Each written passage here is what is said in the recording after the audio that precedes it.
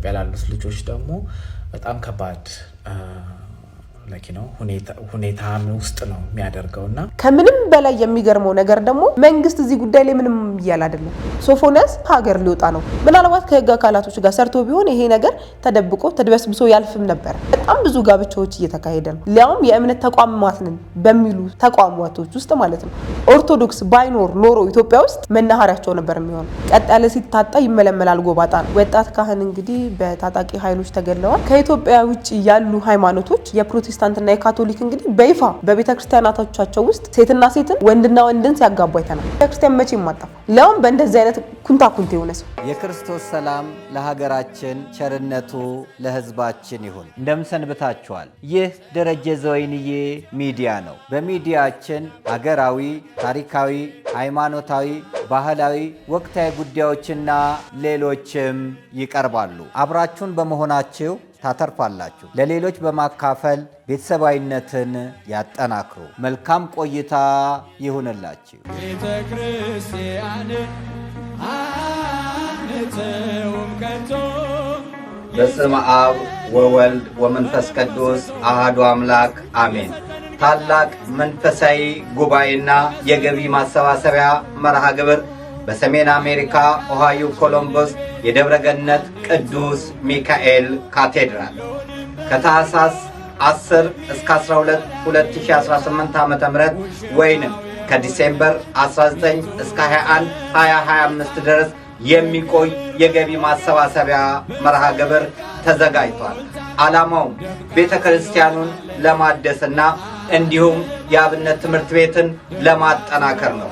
ዕለታዊ መርሃ ግብሩ ከተለያየ ቦታ የሚመጡ ዘማሪያን፣ ሰባኪያንና አባቶች የሚገኙበት እጅግ ግሩምና ድንቅ የሆነ ዝግጅት ተዘጋጅቷል። የዕለቱን ዝግጅት በተለያዩ ሚዲያዎች ቀጥታ ስርጭት ይካሄዳል። እርሶም የቤተክርስቲያን አንዲትነትን አምነው ከበረከቱ እንዲካፈሉ በፍቅር ጥሪያችንን እናስተላልፋለን። ከቤት በረከት እንጠግባለን። ቤተ መቅደስ ቅዱስ ነው፣ በጽርቅም ድንቅ ነው። መዝሙር 64 ቁጥር 4። ሰላም ጤና ይስጥልኝ ውድ የመምህር ደረጀ ዘወይንዬ ቤተሰቦቻችን እንደምን አላችሁ?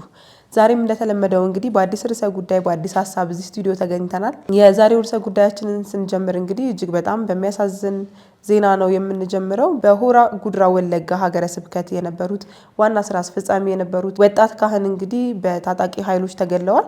እነዚህን ታጣቂ ኃይሎች ከዚህ በፊት በርካታ ሰዎችን ወስደው ነበረ። ከዛም በመቀጠል እንግዲህ ገንዘብ በመቀበል በተለያየ ምክንያት ወደ ቤተሰቦቻቸው መልሰው ግን ከሳቸው ጋር የነበሩትና ሌሎች ሰዎችን እንግዲህ ገድለዋል። ቤተክርስቲያን እጅግ በጣም ትልቅ ሀዘን ላይ ነው ያለችው። በጣም ትልልቅ እምንላቸውን አባቶች፣ ወጣቶች፣ ካህናት፣ የተለያዩ ሰዎችን ምእመንንም ጨምሮ እያጣች ነው ያለችውና ያለንበት ሁኔታ እጅግ በጣም አሳሳቢና አስከፊ ሁኔታ ላይ ነው ያለነው። እጅግ በጣም ልብ የሚሰብር ነው። ሞት መቼ እንደሚያበቃ ሞት በቃችሁ የምንባልበት ጊዜ ይናፍቀናል። እኛ እንደ አንድ ሰው እንደ አንድ ሚዲያም በየቀኑ የኦርቶዶክሶች ሞት፣ የካህናቶች ሞት፣ የአባቶች ሞት በየቀኑ እንደ ቀልድ እየሰማንበት ያለበት ወቅት ላይ ያለነውና እጅግ በጣም ያሳዝናል። እንግዲህ ለሞቱት ለቤተሰቦቻቸው እንግዲህ መጽናናትን እየተመኘን ለሞቱት ደግሞ ነፍሳቸውን በአጸደ ገነት ያኑርልን። የዛሬ ርዕሰ ጉዳያችን እንግዲህ ከዚህም በፊት ስናነሳ እንደነበረው የግብረ ሰዶሞች ጉዳይ ላይ ነው ዋና ትኩረታችን ያደረግነው። ይሄን ጉዳይ ደጋገማችሁት ከዚህ ውጪ ሌላ ርዕስ የላችሁም ወይ ብላችሁ ልጠይቁ ትችላላችሁ። ግን እኛ ከዚህ ውጪ ሌላ ርዕስ የለንም መልስ እስክናገኝ ድረስ ማለት ነው። የዛሬ ሳምንት አካባቢ ስለ ጋዜጠኛ ሶፎንያስ ጉዳይ አንስተንላችሁ ነበረ።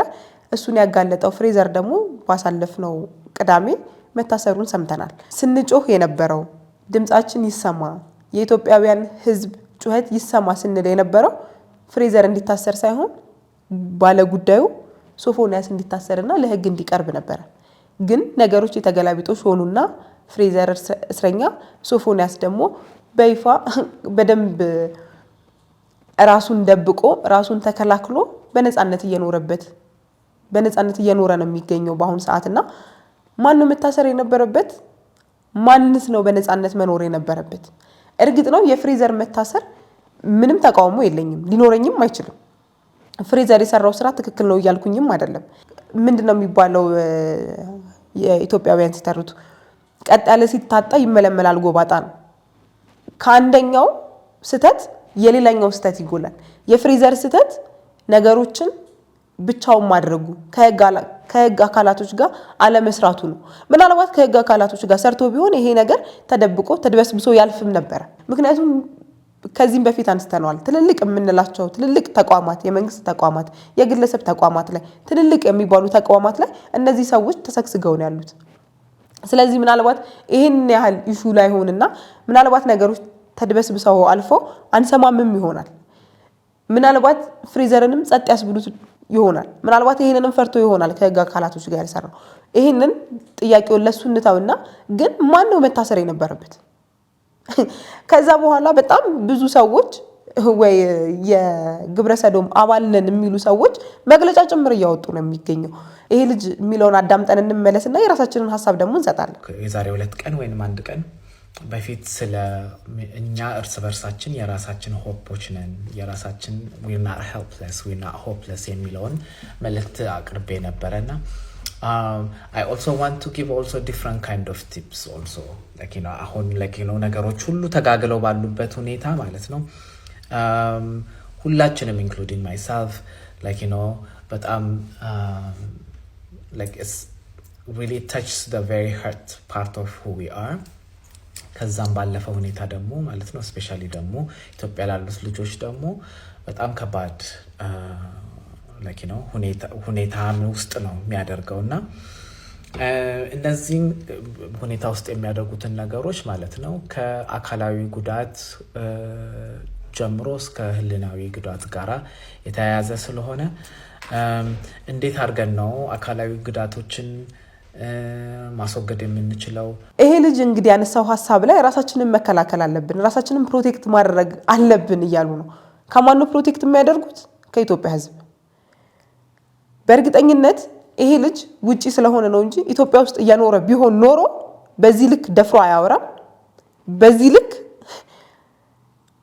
ንቀቱን አያሳየንም ነበር፣ ፕሮቴክሽን ደረጃ አይደርስም ነበር።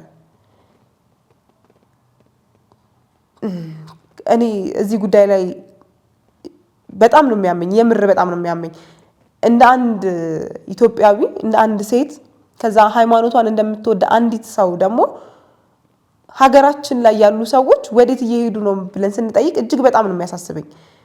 ነገሮች በጣም ፈር እየለቀቁ ነው። ምናልባት ኢትዮጵያ ውስጥ ስለሆነ ነው እንጂ ግብረ ሰዶሞች እንደዚህ አልተስፋፉም ማለት በእርግጥ በጣም ከባድ ነው። ግን ቢያንስ እንደዚህ በግልጽ አንገታቸውን ቀና አድርገው ደረታቸውን ነፍተው እንዲሄዱ ያልሆነው ኢትዮጵያ ውስጥ ስለሆነ የቤተ ክርስቲያን ልጆች የበዙባት ሀገር ስለሆነች እንጂ ሌላው ሀገር ላይ ቢሆን እያየነው ነው።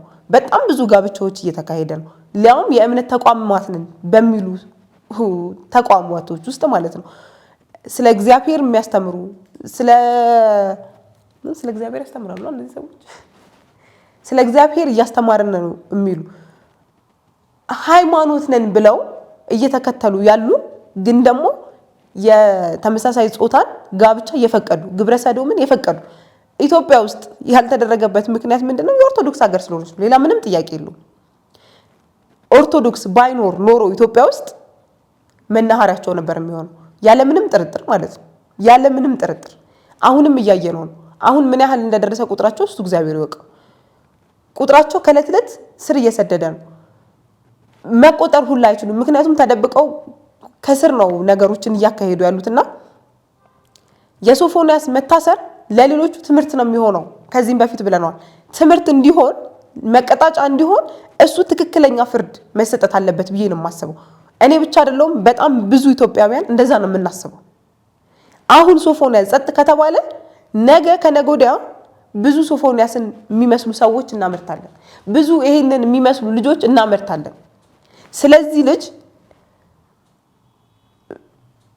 ማለት እንዴት እንደቻለበት እኔ ሴቷ እንደሱ አላደርግም። እንዴት እንደቻለበት ሁሉ አላቅም። የምር በጣም ከባድ ነው። በጣም ነገሮች ስር ከሰደዱ በኋላ እንቆጣጠር ብንል አንችልም። ምክንያቱም እያየን ነው። ከዚህ ከኢትዮጵያ ውጪ ያሉ ሀገራት ላይ መቆጣጠር አልተቻለም። መብታችን ነው እያሉ አላቸው የሚያከብሩት ዳ ያላቸው በይፋ ነው ጋብቻቸውን የሚያከብሩት። በይፋ ነው ቸርች ውስጥ ተጋብተው በስነ ስርዓት ፊርማ ተፈራርመው ወደ ቤታቸው የሚገቡት። ይሄንን መቆጣጠር አልተቻለም። ኢትዮጵያ ውስጥም ሲመጣ በዚህ ልክ ነው የሚመጣው። ካሁኑ ቸል ከተባለ ካሁኑ ጸጥ ከተባለ ነገሮች እጅግ በጣም ስር እየሰደዱ ይሄዳሉ ከምናስበው በላይ ማለት ነው። ስለዚህ ነገሮች ስር ሳይሰዱ በጣም ሳንሄድ ርቀው ሳይሄዱ በየቤታችን ሳይገቡ ነገሩን ችላ ሳንል ድምጽ ልንጮህ ይገባል ብዬ አስባለሁ። ይሄ ልጅ እንግዲህ ከ8000 ሰው በላይ ተከታይ ያለው ከኢትዮጵያ ውጪ በአማርኛ የተሰራ ቪዲዮ ነው እንዳያችሁት። ይሄ በአማርኛ የተሰራ ቪዲዮ ከ3400 በላይ ላይክ አለው። አሁን እኔ እዚህ ስቱዲዮ እስከምገባበት ሰዓት 3400 በላይ ላይክ ነበረው። ይሄንን ጉዳይ 3400 ሰው ወዶታል ማለት ነው። 3400 ሰው ግብረ ሰዶም ነው ማለት ነው። 3400 ሰው ይሄንን ልጅ በርታ ጎበዝ እያለው ነው። ይሄ የሌላ ሀገር ዜጎች አይደሉም። በአማርኛ ተሰርቶ የሌላ ሀገር ዜጎች ላይክ ያደርጋሉ ብዬ በፍጹም አላስብም። ቀላል ቁጥር አይደለም እኮ። ሶሻል ሚዲያን የሚጠቀመው ማን? ወጣቱ ይሄንን ልጅ እያየውና እየወደደው ከሆነ እቤታችን ላለመግባታችን ምን ዋስትናል? በየቦታው በየሰፈራችን ላለመኖራቸው ምን ዋስትናል? ከምንም በላይ የሚገርመው ነገር ደግሞ መንግስት እዚህ ጉዳይ ላይ ምንም ይያል አይደለም። ህገ መንግስታችን ላይ በግልጽ ተቀምጧል። ታውት ሃይማኖቱን ሌላ ነገሩን ታውት። ኢትዮጵያ እንደ ሀገር አትፈቅድም ይሄንን። ለምንድን ነው ዝም የተባለው? እንደው ይሁን መንግስት በሃይማኖት ጣልቃ አልገባም ይሄ የሃይማኖት ጉዳይ ነው ብሎ እንዳይተው ህገ መንግስታችን ላይ በግልጽ ተቀምጧል። የተመሳሳይ ጾታ ግንኙነትን አልፈቅድም ተብሎ በህጋችን ላይ ፊት ለፊት ተቀምጧል። በህገ መንግስታችን ላይ በጣም ህገ መንግስታችን እኮ ረቂቅነቱ ፊት ለፊት የሚሳሳም ሰው በአደባባይ ለሚሳሳም ሁላ ህግ አለው። እየተዳኙ ነው ቲክቶከሮች። አንድ ቲክቶከር ነበር በባለፈው ሳምንት ያነሳ ነው። እሱ አሁን በማረሚያ ቤት ነው የሚገኘው። የፍርድ ሂደቱን እየጠበቀ ነው። ምን ሊፈረድበት እንደሚችል አናውቅም፣ ግን ቢያንስ ተመጣጣኝ ፍርድ ያገኛል ብለን እናስባለን። ይሄንን የያዘ መንግስት እንዴት ነው ሶፎንያስ ላይ ሲሆን እጁን አጣጥፎ የተቀመጠው? ምንም ምክንያታዊ አይደለም። ፍሬዘርን ከመያዝ ሶርሱ ዋናውን መያዝ አይቀልም ወይ?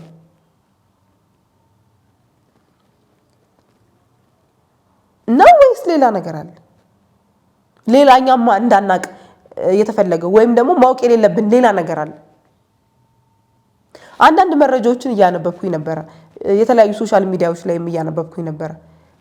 ሶፎንያስ ከውጪ ሰዎች ጋር እየተጻጻፈ ነው፣ ከሀገር ሊወጣ ነው የሚል ነገርን እያነበብኩኝ ነበር። የተለያዩ ሰዎችም ሲያወሩ ሰምቻለሁ። ያለበት እስካሁን የማይታወቅ ከሆነ ወደ ውጪ ወጥቶ ቢሆን በቃ አለቀ። እኔ ከዚህም በፊት ተናግሬያለሁ። አንድ ሶፎንያስ ቢሆን ችግር የለብኝም፣ ራሱን ችሎ ነው። ግን አንድ ሶፎንያስ ብቻውን አይደለም የሚጠፋው። በጣም ብዙ ወጣቶችን በጣም ብዙ ኢትዮጵያውያንን ነው ይዞ የሚሄደው። አሁን ካለበት ተፈልጎ ካልተያዘና ለህግ ካልቀረበ እመኑኝ ነገ እልፍ ሰዎች ይወጣሉ። መውጣት ጀምረዋል። በእጥፍ እናገኘዋለን። ያኔ መቆጣጠር አንችልም።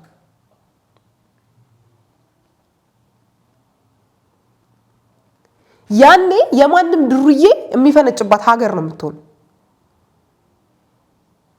ያኔ ትውልድ እያለን የምንጮህላት ሀገር እንዳልነበረች ነው የምትሆነው።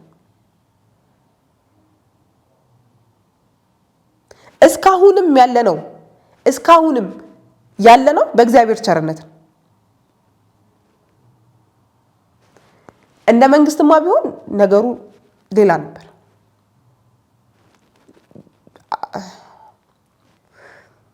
ነገሮች በጣም ከዚህ በላይ ከሄዱ በጣም ስር ይሰዱና ከባድ የሚሆኑብን ይመስለኛል። ስለዚህ ዝም ማለታችንን አናቆም እንጩህ ቲክቶክ ላይ እንግዲህ ያየነው ሴት ይሁን ወንድ በቅጡ መለየት የማይታወቅ ሰው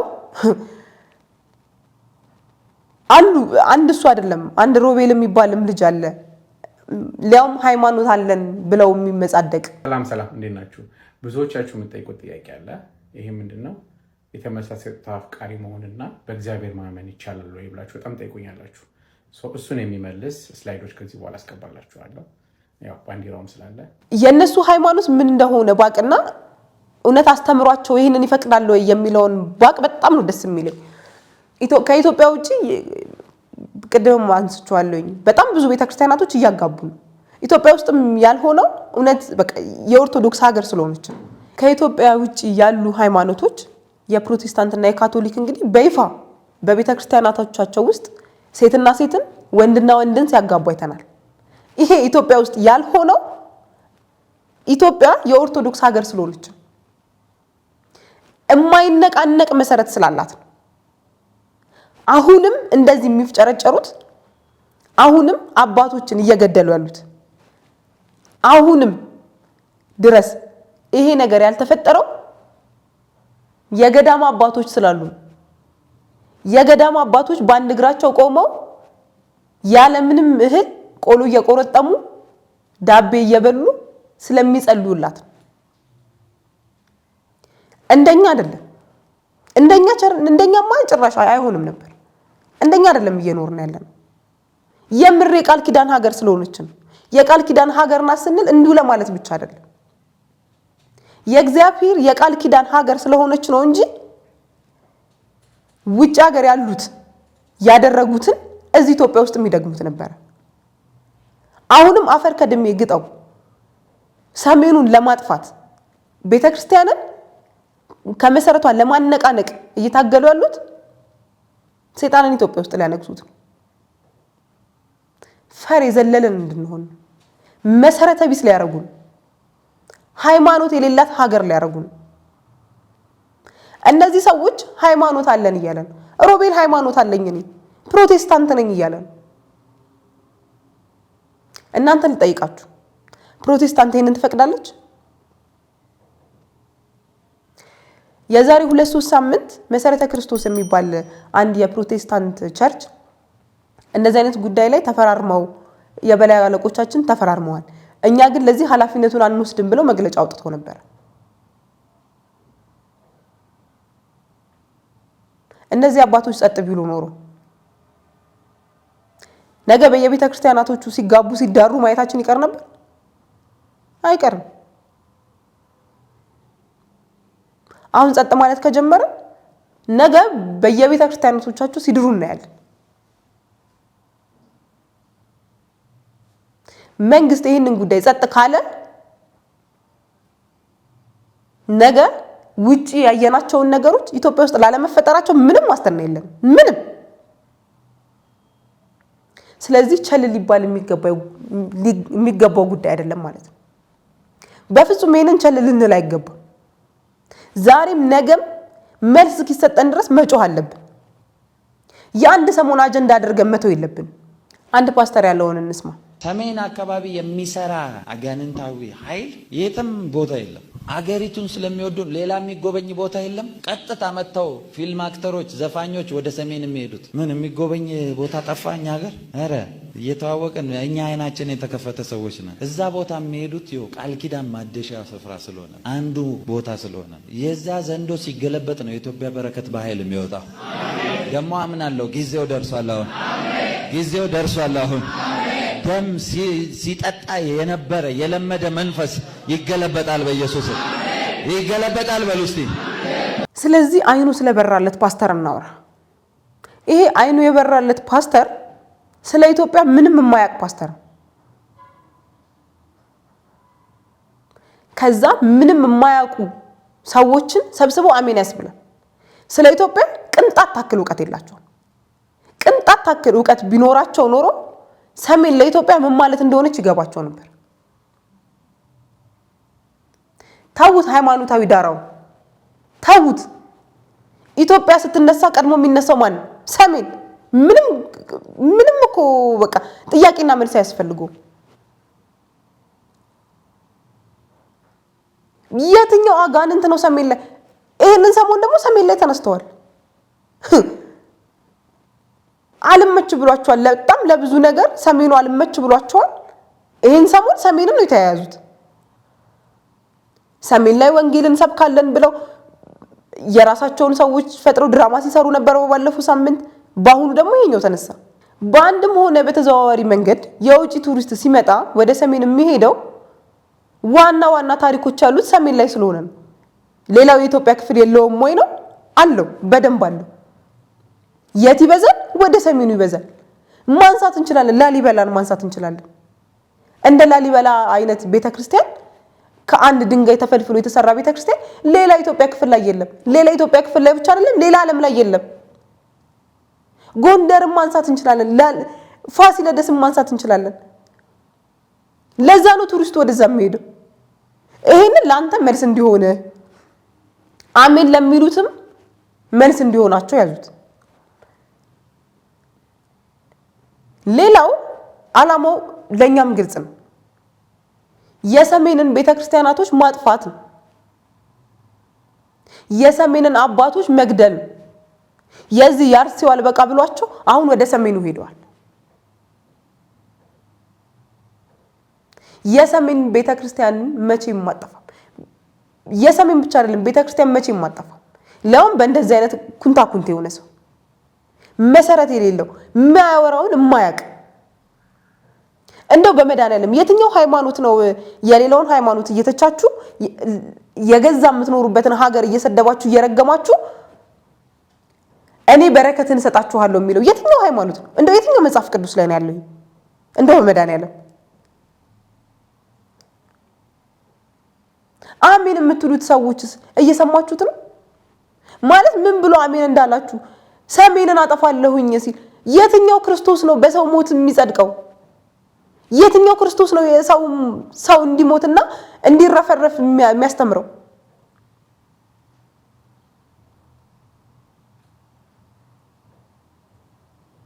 ይሄ ምንም አጀንዳ የለውም፣ ምንም ዓላማ የለውም። ይሄና መሰሎቹ